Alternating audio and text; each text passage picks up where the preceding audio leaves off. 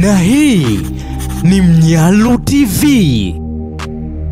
Kiongozi wa jeshi la Burkina Faso, Kapteni Ibrahim Traore, ametoa msamaha kwa wanajeshi 21 waliohusika katika mapinduzi ya serikali ya Septemba 2015 katika amri iliyotiwa saini Machi 24 na kuwekwa hadharani Jumapili hii. Kapteni Traore aliweka masharti ya msamaha huu ambapo ulipigwa kura mnamo Disemba iliyopita na bunge la mpito.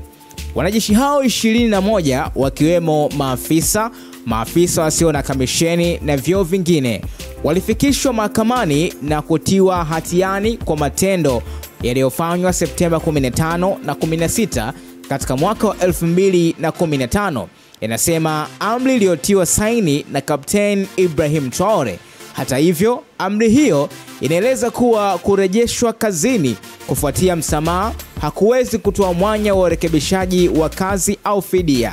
Kutiwa saini kwa amri hii kunafuatia kupitishwa mwishoni mwa Disemba 2024 na bunge la mpito la nchi ya Burkina Faso kwa sheria ya msamaha na masharti ya kutoa msamaha kwa watu waliopatikana na hatia kuhusiana na mapinduzi yaliyofeli katika mwaka wa 2015.